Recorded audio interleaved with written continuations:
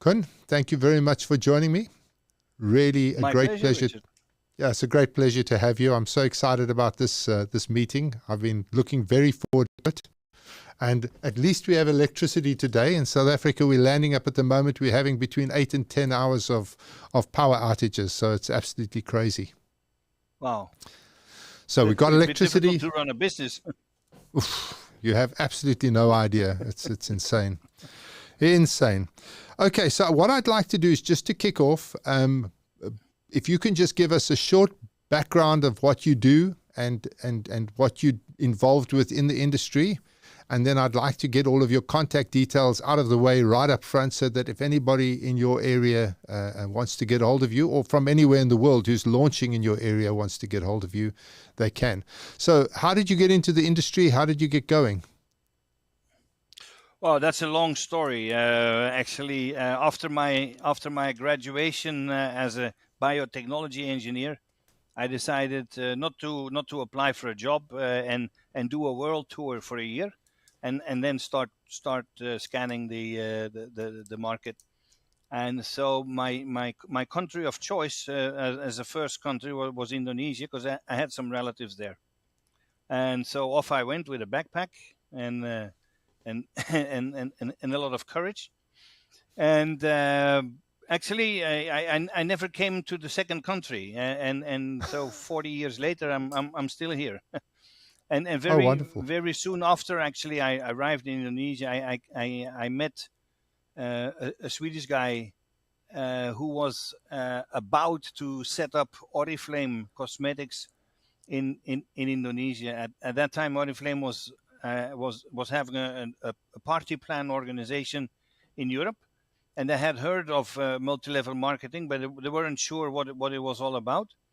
And but they looked at the success of Amway, and they said, well, if there must be something in that is right. So they decided to try it out in Indonesia. They said it's far enough from our business in Europe. So if it doesn't work, it does not impact our business in Europe.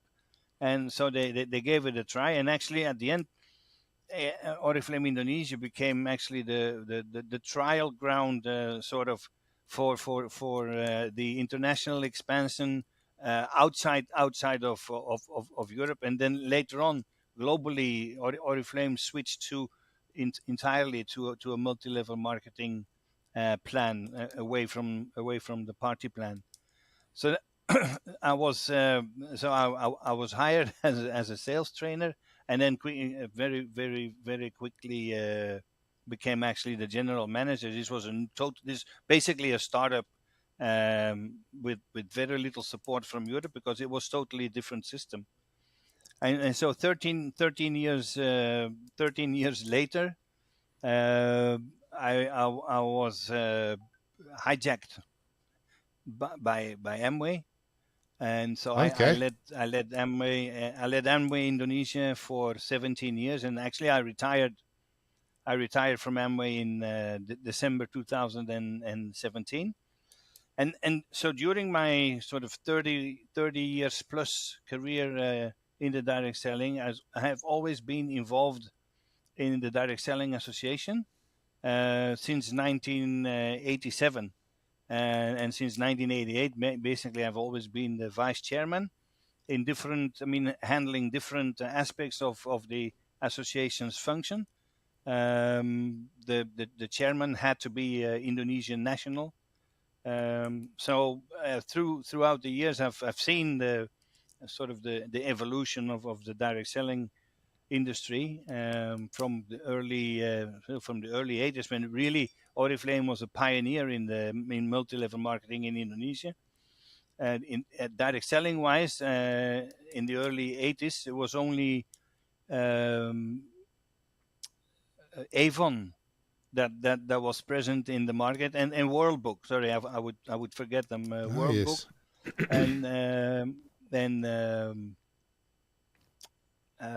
Avon. Those were the two direct selling companies. So Oriflame joined the association when there were only like three or four members. And yeah, so I have had a very intense involvement in the Indonesian Direct Selling Association. Up to now, at the moment, I'm in the supervisory board. Yeah, um, that's a So, little so bit you've my history. so you have been involved in a ground up startup to a very successful international multi-level marketing play. So you understand how to build these businesses from the very first person upwards. Would that be fair to say? Yeah, yeah, yeah. We when we started with Oriflame, we had 6 employees, including the security guy, and our staircase was functioning as a warehouse. We had no computers, everything by hand. I personally did the bonus calculations by hand. It took me a week to finish, and Whoa. I can't remember how many pages. But then there were no computers yet. I mean, that's wrong. But um, after 2 years, we only got our first computer, and I had to share it with the accountant.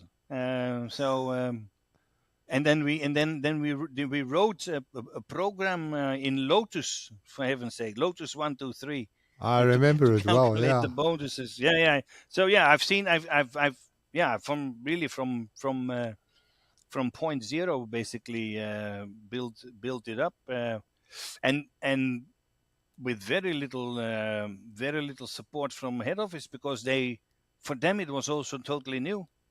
Oriflame had a party plan, so they didn't. I mean, the mechanics of multi-level marketing are totally different. So a lot of trial and error, but at the end, yeah, Very successful. successful. And so, what are you doing now in the industry? What is your sort of main? I know that you retired from Amway, but you're still heavily involved in the industry at the moment. What are you Yeah, doing yeah. So I'm currently? I'm on the I'm on the supervisory board of the Direct Selling Association, and I run my own direct selling advisory company. It's called ITSA, Indonesia Direct Selling Advisory. Trying to help where help is needed or where help is wanted. So it's a wide. I can offer a wide range of services, but everything in under the umbrella of direct selling. I have a group of people that I can draw on. That it goes from product registration at the Indonesian FDA, tax calculations for distributors, company tax, because the direct selling industry has been able to obtain some special tax treatments, very beneficial to the distributors. Um, yeah, product portfolio, compensation plans, a little bit of everything, because throughout my career with Oriflame and Amway I have been exposed to pro, pro, most likely all the different aspects of the direct selling. Industry. Yeah, indeed. Yeah. 100%. So if somebody was, if a company, let's say a US based company, was thinking of going into Indonesia, I mean, we know that going into a new country, you never know what you don't know. And it can be an absolute minefield if you don't have the right people in play to help you. Would a person who, like, let's say a CEO of a big US company, they want to come into Indonesia, you would be the contact person who would help them to get set up there, make sure that they've got all of their ducks in a row, that they're not falling foul of any of the laws in the country, etc. That would be a Yeah, yeah, typical. yeah, yeah, indeed. Yeah, yeah, yeah, yeah. I mean, I do legal stuff. That's what I did with Amway and Oriflame, incorporation. Yeah, the whole from A to So Z, compliance, A all to of Z, that kind of thing. compliance. Yeah, the whole. It's Okay, not so only what I'm the going to do the right now. corporate compliance. Sorry, it's not only corporate compliance, but it's also. I mean, the product has sort of like a regulatory environment of its own. Then the direct selling part, special license. So there's a lot of compliance work that has to be done. Well, that's perfect. So what I'm going to ask you to do right now, we're going to do it at the end, and I'll also put it in a link in the underneath this podcast. But if you could just give us your URL where people can find your website, and your contact details, your email address, etc. Let's just get that out the way now, because I can assure you there are people who are watching this who are going to be thinking, okay, how do I get hold of this, of Koen? And so if you could just give us that quickly. Yeah, so my email address is my name, K Verheyen. So it's Kilo Victor Echo Romeo Hotel Echo Yankee Echo November .itza India Delta Sierra Alpha @gmail.com. And my mobile number is 62 for Indonesia, and then 816-968764. Fantastic. So it's +62 816-968764. And your URL for your website, what is your website address? So www.itza India Delta Sierra Alpha .org.id. ID. Okay. So if anybody wants to contact you, that's how they would get a hold of you. And obviously feel free to call you as when they need you. You're in Indonesia. What is your time zone there? It's Central European time +6. Okay. Fantastic. So they mustn't phone you at 2:00 in the morning. Well, if I'm awake on a call with on the other side of the world, I can take the call. Oh, wow. Okay, excellent. Okay, so that's fantastic. So what I'd like to do is just touch on some of the core parts of our industry and just get your feedback on how you see it working. And what I want to start with, because a lot of people seem to think that the product is just an afterthought. How important is having a really good product in our industry? For me, is key. Is number one, because we are a direct selling company. We're selling to consumers, so we got to have the best possible product at the best possible price. So for me, your product portfolio is key. You can't even if you have a fantastic compensation plan paying out I don't know how much percent, but if you can't sell the product, then it's not going to generate anything. So for me, product is number one. Yeah, and attached to that, when you've got a really great product, I presume that training is going to be absolutely essential to make sure that the network understands perfectly what the product does and how it does it, so that they can build up real belief. Yeah, I think as is with every sort of sales process, you got to know your product. But I think the additional advantage of selling a product through direct selling is that most of the products are being used by the seller. Different from sort of the traditional retail. So the people in the shop, they sell products they have no clue about it. They don't use it. They have no passion about it. So I think that is a key difference. Of course, the distributor cannot use all the products. I mean, in theory it could, but they'll probably focus on the products that they use themselves, and maybe a few others. But yeah, product knowledge is definitely a key element towards success. Because what we've actually discovered over the years, Koen, is that many companies come to us and the product that they've got is not particularly fantastic. It's not particularly unique. And they say to me, listen, it's all about the commissions. People will sell anything if they can earn money. And I normally say to them, yes, they will sell anything if they can earn money. But if you want a business that is going to last a long time, that's going to be around in 10, 20, 30 years' time, your product is everything. If you don't have a fantastic product, your business won't last. You'll have a bell curve. It'll rise quickly, everybody trying to get in on the action, and then it'll disappear just as quickly. I mean, would you agree with that?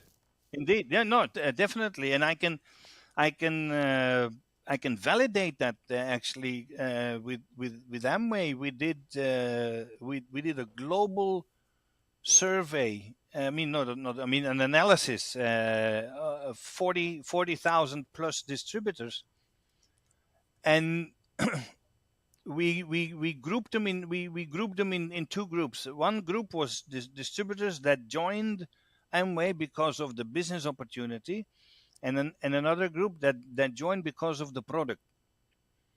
And what we saw is that um, the people that joined because of the business actually they had a much higher level of non-renewal. They left the business very quickly. And on the other side, the people that joined because of the product actually they became more successful. They stayed longer, and at the end they earned more money than the ones that joined for the business. Isn't that So incredible? yeah, yeah. I mean, and this is not a small study. I mean, it comprised 40,000 plus distributors. So I think there's some value to that conclusion. I think And the, I'd like to sort of see what could be the reason for that, and I think overall the product delivers on its promises, whereas the compensation plan not always deliver on the promises. I mean, it's not that the market or the compensation plan doesn't work, but people go in there with the expectations of earning so much and so much in a very short time, and most of the time that doesn't happen. But when a product claim it does this, it is felt in a very the product proves itself within a relatively very short period. So it builds belief and trust in the product, whereas those that joined for the compensation not always achieve what they expected to achieve, and then 100%. and And I mean, hence leave the business. Amway in particular has got some just epic products. I've had a look at their products and they've just got some wonderful products. And if you talk about their story, I mean, some of their products, the Nutrilite products, are just Yeah, phenomenal. When you have a look at how those things are manufactured and farmed, etc., it's just an unbelievable story. So anybody who's got a product and who wants to see how that product should be structured and how it should be advertised, having a look at the Amway Nutrilite product range is a fantastic place to start, because it's yeah. truly I mean, one of the great examples. no, and it's reflected in the sales composition. The Nutrilite is more than 50% of the global turnover. So Well, it doesn't yeah, surprise me. it's I mean, it doesn't yeah, surprise me. When I got the first time that I saw the story of Nutrilite, I was completely and utterly sold, and I became a user of the product. Even though I wasn't a member of of Amway, I obviously purchased the product for my own consumption as a pure customer. And I mean, we've yeah, subsequently bought things like we own an eSpring, and one of the best water purifiers in the yeah, world. yeah. And the thing is, I'll tell anybody who I speak to, I'm not even a member there, I'll tell anybody I speak to about how phenomenal those products are. And I think Yeah, that's a key issue. The other thing I've yeah. discovered, and I'm sure you've found the same thing, is that somebody who's become a distributor based on the product, even if they leave the business, they remain a loyal customer. Oh yeah, they're. I mean, they're not all brand ambassadors, but you find a lot of brand ambassadors that actually have left the business and have become a regular customer or loyal customer, passionate customer, ambassador even. Exactly. And that is why the product is so important. Yeah, and And a lot of people think that because you're selling it through the direct sales channel, your marketing effort is much less. It's totally not true. I mean, it's equally or even if not more attention to marketing has to be paid. The product is still not going to sell itself. I mean, you have the people that are doing the sales process, the sales effort, but you got to give them the tools. One of them is of course the training. Training is therefore for me is part of marketing, but then the whole communication around the product, the whole visualization around the product, it has the same function as in the traditional retail, with the added benefit that you have a person talking about the product in a totally passionate way. Yeah, and that's what makes the difference, isn't it? And do you do any That's the marketing difference. outside of the network? Do you do, for example, would you do marketing via television or radio or newspapers or anything? Does the company do that kind of thing? No, they do some. They did some advertisement, let's say about 10 years ago, but in the visual places, in airports where you have a lot of traffic. But they have gone away from that. They have come to the conclusion that actually the distributors are the best advertisers. But you got to give them the materials. You got to give them the tools to actually execute that marketing function, that branding function. Well, I mean, my experience with Amway was the distributor came to my home to talk to me about Nutrilite because I was interested in supplementation. And he brought a DVD back in the day. It was still when DVDs were around. And he popped a DVD in, and there was this most amazing DVD of how the farms were worked, how they owned all the farms around their farm, how they used spiders instead of chemicals. I mean, it was just this incredible video. And I was smitten. And so that is the tools you're talking about, having videos or YouTube videos or whatever that really highlight the product's Yeah, abilities and indeed. capabilities, etc. Yeah. And now you mentioned it used to be a video recorder. Now with social media, I mean, it has become so easy, but but it, but very important. Yeah. Okay, so the next thing on my list would be the compensation plan, and we've designing a compensation plan. So I want to see if you agree with me. I say to my clients, listen, the most money you will ever spend is on your compensation plan. It's the most expensive decision you make. And if you get it wrong, you can't change it. Because if you change the compensation plan, you lose your business. The people just leave in Hmm. droves. And so I say to my clients, look, you need to get a professional, a specialist to build your compensation plan. You can't go out and copy somebody else's plan because every plan is unique to your offering, to your products, to what you're trying to achieve. I mean, would you agree with that? Indeed. Yeah, totally, totally. There's many compensation plans templates, I would say, uh, available. You got to choose the one that actually is aligned with your product portfolio, and aligned with actually the distributor behavior that you are seeking to achieve. These must all be aligned. So you can, for instance, if your product is a lipstick, let's say you only sell lipstick, and another company sells a water treatment system.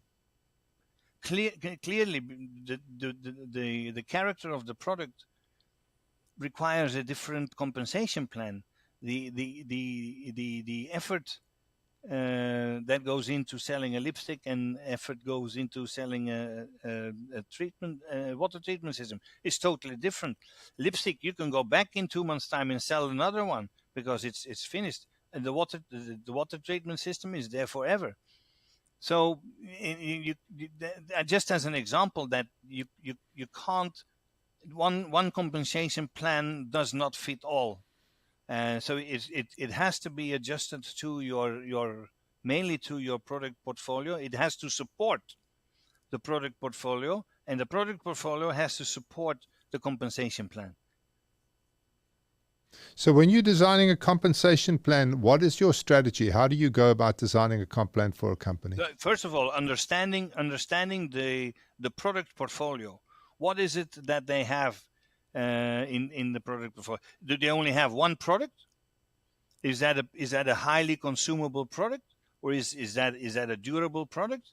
So an analysis of the product portfolio is for me key to the design of the compensation plan. Okay, and then so now once you've established that, is the next step something like what kind of behavior are we looking to drive? Yeah, that will come out as a result of the compensation plan. So that is a little bit back and forth, not really trial and error, but the compensation plan will drive behavior. So if it's aligned with the product portfolio, then hence you probably have that will be able to drive the right behavior. And I'd speak to a lot of my clients about the fact that if you cannot make money selling the product without recruiting anybody, you don't have a business. So when we design compensation plans, we focus quite heavily on what your the retail commission component is. If I sell to a customer, how much do I make? If I sell a lot of product, do I make more, etc.? Is that a similar kind of approach that you take? It depends a little bit on the market. In Asia, the e-commerce on e-commerce marketplace is very, very popular. So it is very difficult actually to sell a product at retail price, because the same product is already available on the marketplace at a reduced price. So the retail profit is something very difficult to achieve. So you got to find another way to actually incorporate that into the total compensation plan. And how do you do that? I mean, again, depending on your product, you can have cashbacks, you can have earnings on first level, and your first level probably are your consumers. There's different ways. Richard, is actually the possibilities actually are endless. Again, So you would sit down with a come client back and you would to actually, sorry, yeah? yeah Didn't mean to no cut you sit off. down and look at the product portfolio. That is, do they have highly consumables that are fast turnaround? Do they have also high priced tickets, durable? Then that will allow them to reach higher levels with only one sale. So it's you got to have a combination of different types of products in your portfolio that have different different functional contributions towards the entire compensation mechanism. So these two issues, your product and your compensation plan, those are probably your main drivers in the business. Fantastic Those product. are, yeah. Okay, but now I Yes, know, for example, Amway. unique, highly demonstratable, high quality. Not necessarily. I mean, you got to have a big basket of consumable products, because that is your what I would call your basket filler. At the middle of the month, you got to be able to already reach a big enough volume from your basket fillers, and then towards the end of the month, you'll throw in a qualifier, I call it, to just reach the next level of your volume. Yeah, again, the compensation plan has to be designed according to the product portfolio, and we can there is. I looked at the compensation plans over the years, and in the early years, let's say the 50s and the 60s, there was a lot of emphasis on personal effort. and like that's why Avon and Tupperware were so successful. This is the personal sales effort. The compensation plan was all about that. And then through the 80s, then more emphasis on recruitment, on building a network. And then in the 90s, that went to the extreme, and it was like almost everything was about building a network, and the retailing part was sort of put to the back burner, and it was always how can we reward people for bringing in other people into the business, and then a little bit extreme. And then you see another turnaround during the 2000, and here is back to kind of a balance between retailing and network building. Yeah. Obviously, that's the magic, because if you can get that balance, because if you don't sell the products, you don't make money. But if you don't recruit Yeah. the people, you don't get growth. So you've actually got to have that balance between selling the product and recruiting the people in order to get both sales, which generate the income, and growth, which is done through the bringing on of new people. Yes. But the personal effort with the customers needs to generate an income, because building a network is gonna take time. So if you Yes. have to rely on building a network to actually earn some money, I think a lot of people will just walk away after a while, because it takes too long time to build a network. But making a sale, that's very instant, and you should be able to enjoy the reward of that process. So a good balance between sales effort and building network. So building is for the long term. Selling actually is for short term profits. 100%. Now, the next thing I wanted to talk to you about is the company. We call it the social side, but it's basically the culture of your company, how you engage with your people, how you create a culture that is pervasive from the top down right through the network. How important is the culture that you cultivate within your network?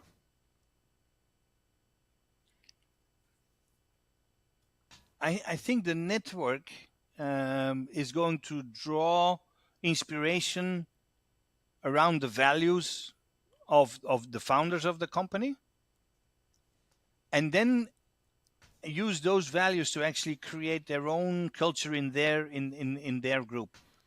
Um, I think the company's culture is more towards the employees, and of course that should also be a reflection of the values of the founders.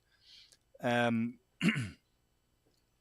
the the company staff is there to support the leaders and to support the distributors, and care about the distributors, and the distributors are going to take the values of the founders and build their own culture. They have their own identity. A lot of them have the identity equal ego. But Yeah, isn't that the truth? yeah, but that is what makes them successful. I mean, if you don't have some level of ego, probably very difficult to move forward. I mean, but you shouldn't. It should not go to the extreme that it's all about ego. That also doesn't last very long. Again, a good balance. But for me, there's one. For me, I say that your distributors don't care how much you know until they know how much you care. Exactly.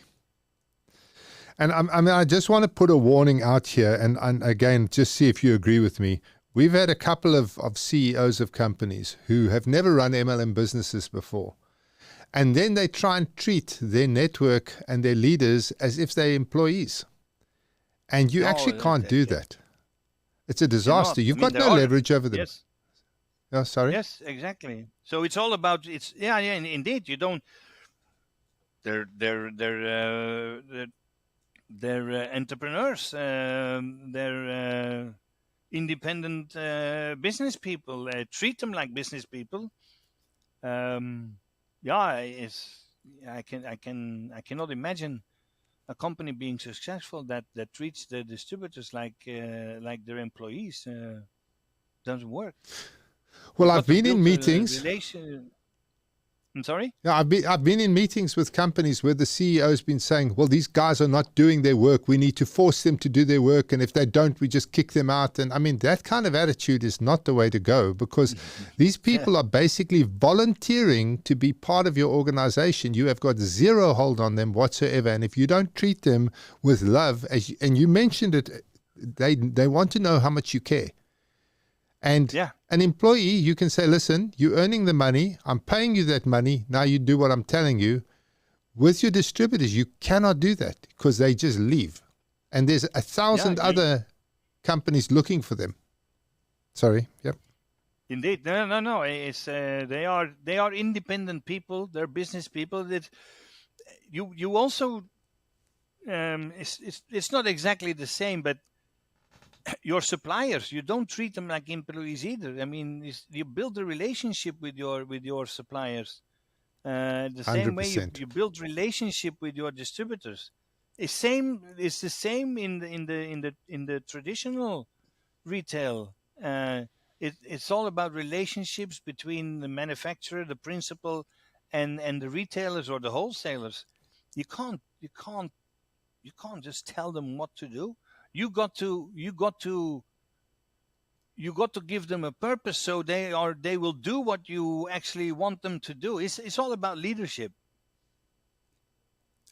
real 100%. leadership, not management by fear, or it's real leadership where they actually want to follow your suggestion, your not follow what you tell them to do, and that's never going to work. Exactly. And I've seen it over and over again. And because company owners are used to dealing with staff, it takes them a long time to actually get their head around how to treat their distributors. It's a completely, totally different animal. Yeah, I agree. People, I And mean, companies that want to actually add an additional sales channel through the direct sales, actually they should separate the whole organization. I mean, you can have in the back office can be the same, but your sales organization, if I may use that word, it's got to be totally separated. And actually in Indonesia, you can't sell the same product through the traditional channel and direct selling channel. it's not legal. You got to choose. Yes, it's a legal requirement that you have to choose. You either sell it through the direct selling channel or the traditional channel. Well, I've got a story about this. There was a company in South Africa who had a very, very successful MLM business. They had over 30,000 agents, active agents, and they were doing millions of dollars a month. They were just absolutely caning it. And then they decided they're going to also supply their products through the retail outlets. And they thought that that would work for them. Well, they went from 30,000 agents down to 3,000 agents. Their products didn't sell Mm. in retail, so they were taken off the retail shelves, and they've never ever recovered from that. So it's not only, I Yeah, mean, in Indonesia it's illegal, but it's stupid to do something like that as well. yeah. Actually, the distributors will see this as you are competing directly with them for basically the same customer, and and you have all the facilities. You're a corporation versus an individual distributor. They're gonna see. I mean, you're breaking the trust. You are competing directly. Yeah, I'm not surprised that they lost all the distributors, and when they restarted, they won't come back because they've lost the trust. Exactly. And that goes back to that key word that you used, which is care. If you care for the Yeah, people that you're working with, you would never do such a thing. indeed. Indeed. Direct So it's direct selling is so much a people's business more than anything else. exactly. I agree with you. Now, one of the things I know that Amway did unbelievably well, because I watched them, okay, from the outside, but incentives, they have the most epic incentives. You know, you can win trips to all over the world.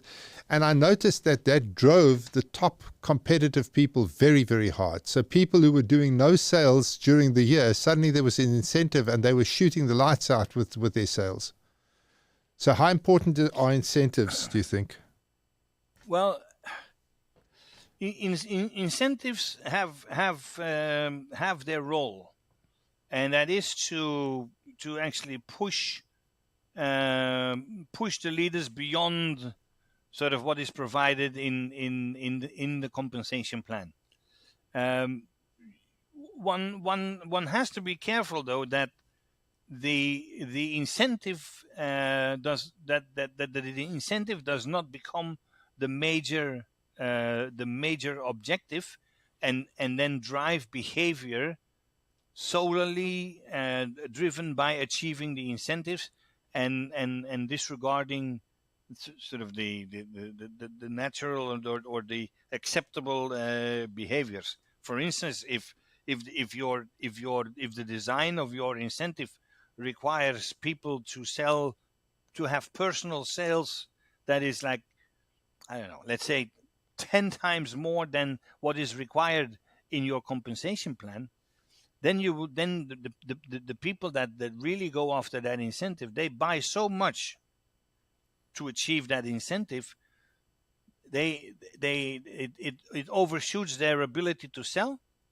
They have to flood the market with products at discounted price, and you have an entire disruption of the market, and that is done by just a few people, the people uh, that try to go and have the financial means, but it destroys the market for so many other people. So the design of your incentive really has to be thought through.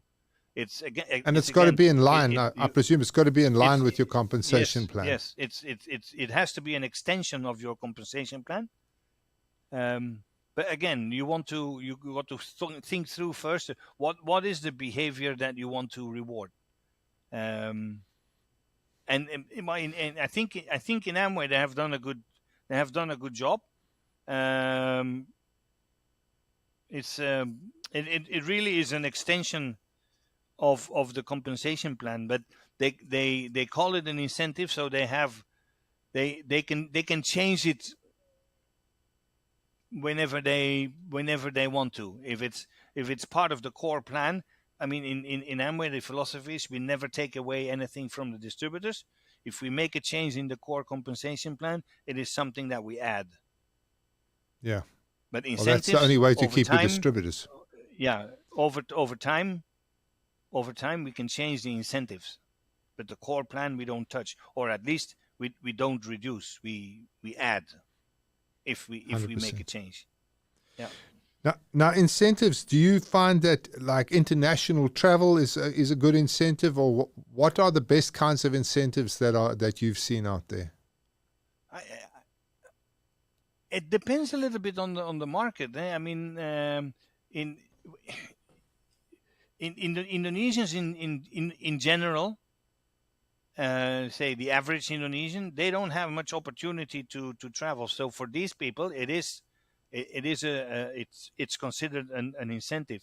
But if you look at the sort of the upper class people in Indonesia, they may participate in the direct selling because of the product, but travel is not an incentive for them. They do it every week. I mean, basically.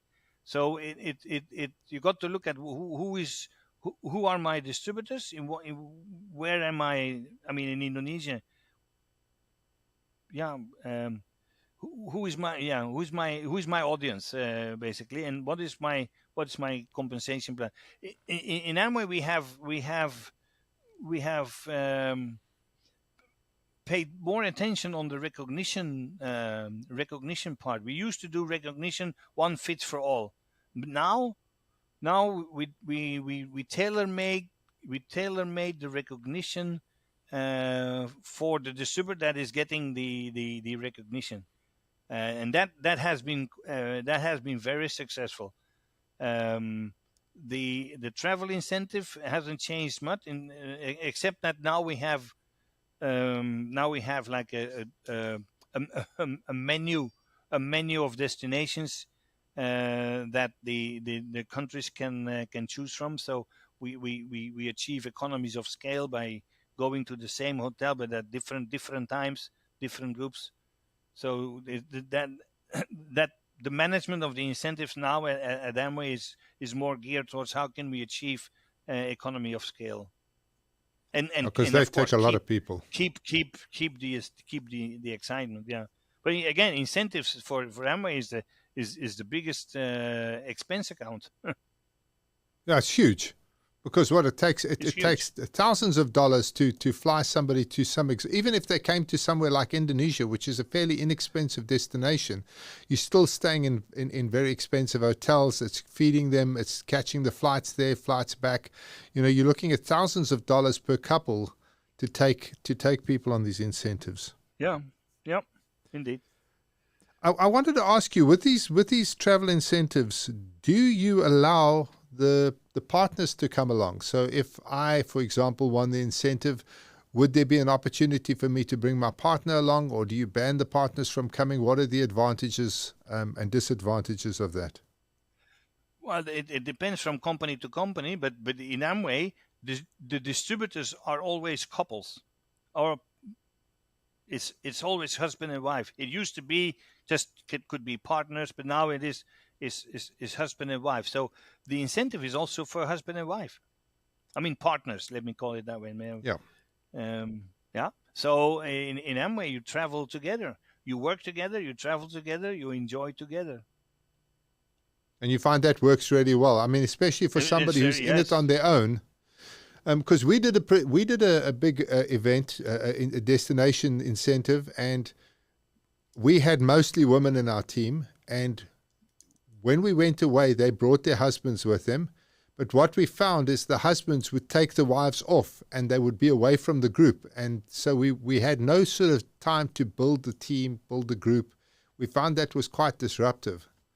But I'm not sure that it would have been better to not have the husbands along, because then the wives were obviously been worrying about their partners.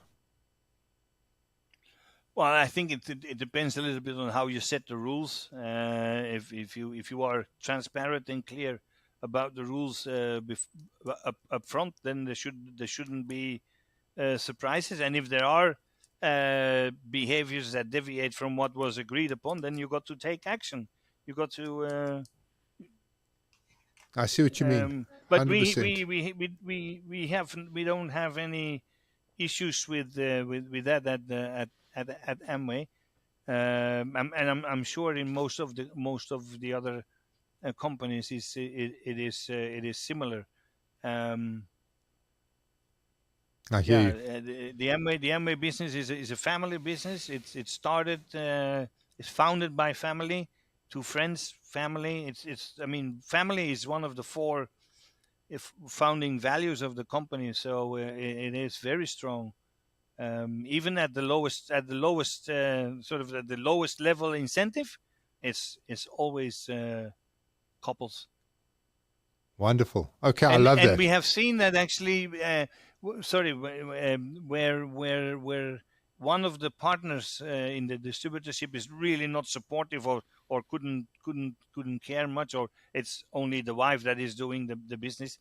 By participating in these events, in these trips, actually they come to appreciate what the spouse has been doing, and they see the recognition, and they in many cases they have turned around and say, wow, and I'm going to support this now, and I'm going to become involved, I'm going to actively participate.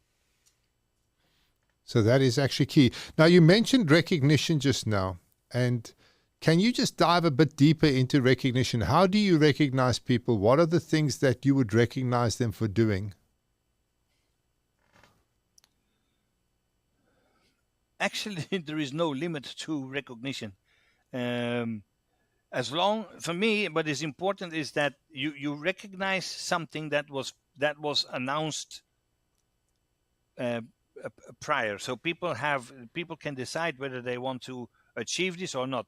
It's totally useless to give rewards after people have done something, but they didn't know why they were doing it, and you suddenly give them a reward. That is a total waste of effort and money. So it's got to have a purpose. Again, drive behavior. Of course, it goes without saying that all the levels in the compensation plan gets rewarded. But I think more importantly is how you do the recognition. Um, it's got to be very personal. Now these days with social media, you have the added value that it can become very quickly. They achieve something at the end of the day, and in the evening it's already on social media. You couldn't do that before. You had to wait for the right opportunity to do an event. And these days with social media, that whole recognition uh, process has become very fast, very tailor made, customized, um, but very important. So I don't know how much deeper you would like me to go. It's very I would call it custom made. Um, Well, I have an example. For example, at Amway, I went to one of their big conventions, and there was 12,000 people in the auditorium. So it's a big convention. Jim Dornan was there. There was a couple of heavyweights there, and from the stage they said, "Okay, we want to know who in the last 3 months has signed up 2 people in any single month," and everybody knew that if you signed 2 people up in a month, you were a pace setter. So they wanted everybody who's a pace setter, please stand up. All the pace setters stand up. Please, will you walk down to the stage, and will you walk across the stage? And everybody else, I want you to give them a round of applause. So these people all walked down to the front of the stage. They walked across the stage. The whole 12,000 people were cheering and clapping. And I thought, wow, this is an amazing recognition because it costs the company nothing. They don't have to track anything. They just ask, who's done 2 people in any month? And if you put up your hand, then they accept that you've done it, and they give you that recognition by letting you walk across the stage. And I thought that was quite an amazing way to give recognition. It's inexpensive, but how many people have ever had that many 12,000 people cheering from them? It happens never in your life. And then they said anybody who signed up. Sorry? Go ahead. No, go ahead. And then they said anybody who signed up 6 people, you're a triple pace setter. Please walk down the front. And then they got everybody to stand up and give them a standing ovation. You've never seen smiles like that in your life on those people who were walking across the stage. They were getting a standing ovation. Again, who gets a standing ovation? Cost the company nothing. So I just thought that kind of recognition is very powerful. Yeah, that's why I said in the beginning, you can actually recognize any kind of quote unquote performance, similar to how you would recognize your employees. There are companies that don't recognize their employees at all, and there's other companies that recognize for whatever they do. It's recognized. So I think you got to look for every opportunity to recognize. However, you got to be careful that that recognition doesn't become something that is of no value, like when it's dreading on, or it actually has no purpose. So recognizing for the sake of recognizing, I think it should always be sincere. It's got to be with purpose. That's what I would say about the recognition.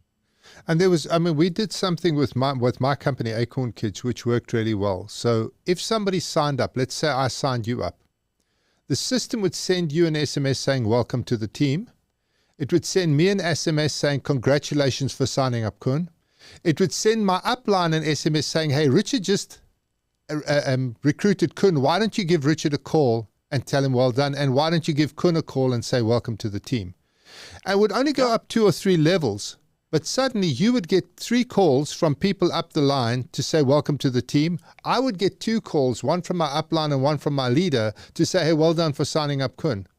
And so I was recognized for just signing that one person up. And again, all it cost the company 3 or 4 SMSs to highlight the fact that Richard had done something. So there's ways of making this recognition very automated and also network driven. Yeah. Personalized, speed. I mean, you said it all. But you can put in a lot of creativity there as well, which then makes it even more valuable or personal. Yeah. So Koen, now obviously as we come into land, I mean, this has been an amazing interview. I've loved every minute of it. When somebody comes to you and they're wanting to launch an MLM business in your region, you would provide them with an end-to-end solution. You could help them design their incentives. You could help them design their recognition programs. You could help them design their compensation plan, get their products authorized, make sure that they're in compliance in all of the different areas. That is basically what your company does. It's an end-to-end solution. Yeah, one-stop service. The And first do you question, deal out? though, I'm gonna the first question though that I'm going to ask these and anyone that would like to come to Indonesia, why you wanna do, if they're already not in direct selling, is why they want to do direct selling. It's got to be for the right reasons. Similar to what compensation plan. See, these days, let's say in the last 10 years in Indonesia, most of the new companies that are born within Indonesia, so they're not affiliated with any other company overseas.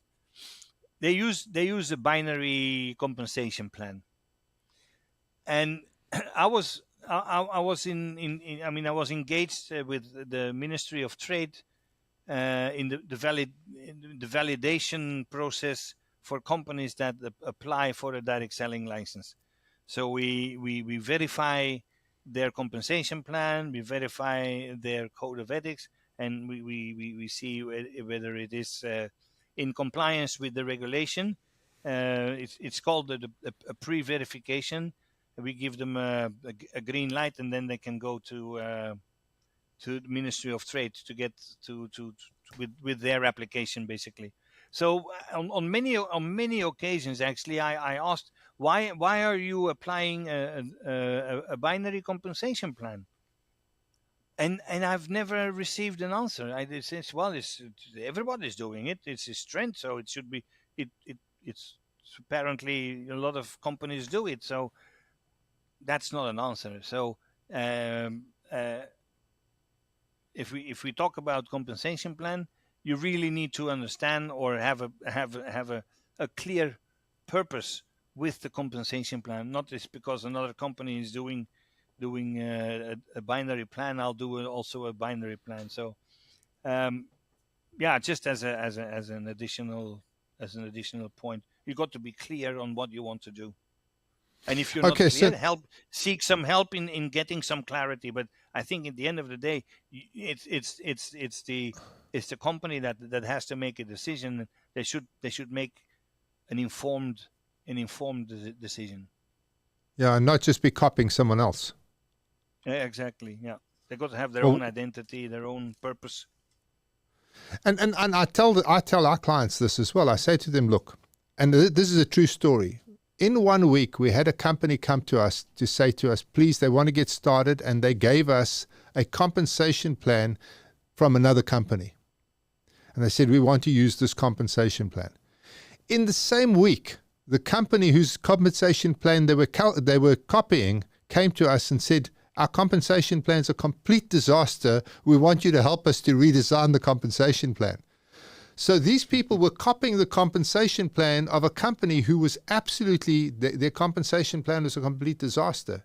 And the people who were doing the copying didn't understand the implications of the compensation plan at all. So I say to people that they need to seek out people like yourself, Koen, who've got experience in designing compensation plans, to work through it, to come up with a compensation plan that works for their business, for their product, for their target market. And they cannot copy somebody else's. It's a disaster. No, indeed.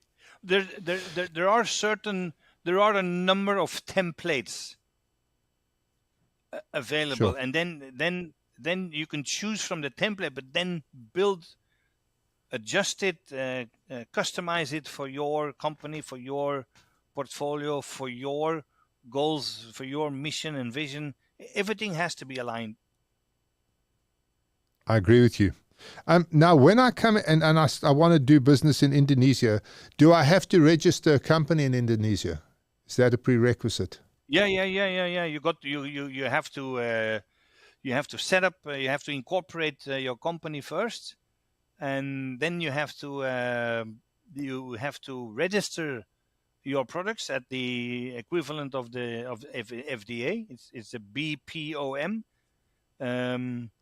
And then you have to apply for a direct selling license. So the process is quite lengthy. It's not an overnight thing. Okay, and then can I, as a foreigner, own that company outright, or do I have to have local representation? Yes. No. So for the direct selling companies, you can 100% be foreign owned.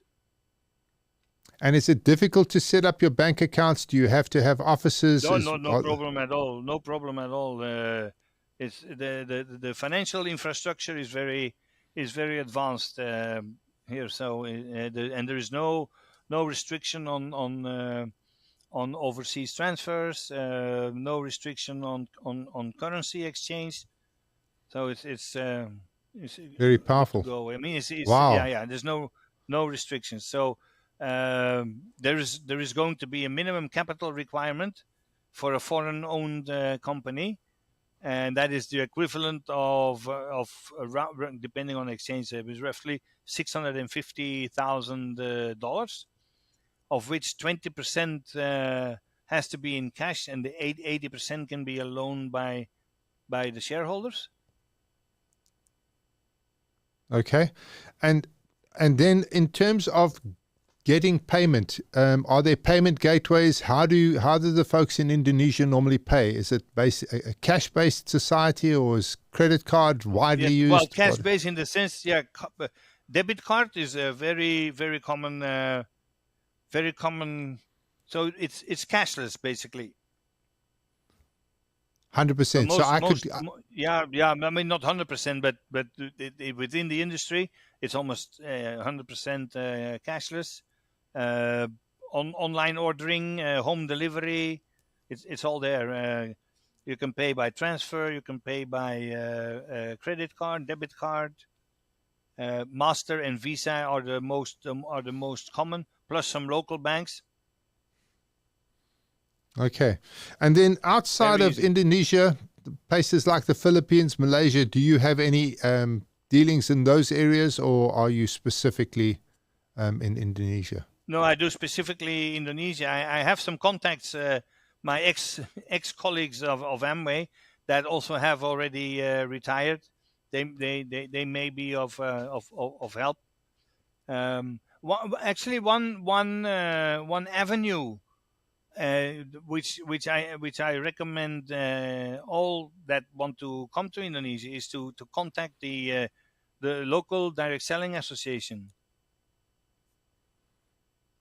And do you have an email or URL for them? What is the Indonesian DSA? It's APLI. Yeah.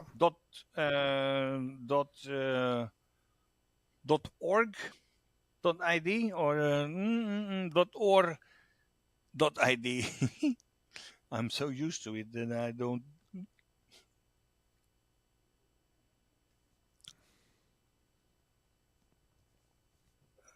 So Alpha Portugal London India .or.id. Is it OR, not ORG? Yeah. OR. .ib. India Bravo.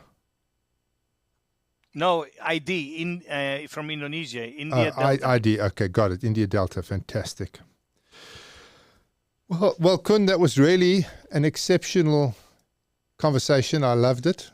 Thank you so very, very much for joining me. It was like really a pleasure It was my to chat with you. pleasure. Yeah. Anyone that has an interest to explore, yeah, send me a note, email or a WhatsApp. Well, let's get that out there again. Let's get your welcome. details. So let's start with your URL. What is your URL? It's at .or.id. So it's India Delta Sierra Alpha. Alpha, yes. OR. Oscar Romeo. .id. India Delta. Fantastic. And your number, I've got it, is +62, which is for Indonesia, 816 968 764. Yes, exactly. And then your email address is Kilo Victor Echo Romeo Hotel Echo Yankee Echo November India Delta Sierra Alpha at what Gmail. was it? At gmail.com. Gmail. That's it. Gmail, that's it. .com. Excellent. So anybody who wants to get started in Indonesia, even if they're launching in Indonesia, there might be an Indonesian company that's listening to this today. You're the man to get hold of, and you'll be able to direct them and steer them in the way to go. Anytime. Fantastic. Well, Koen, thank you very much. That was really cool.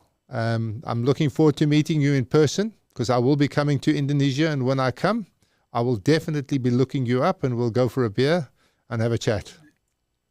Looking forward to that. Excellent. Well, thank you very much. Have a great day. Yeah, my pleasure. Thank you, Richard. Bye-bye. Awesome.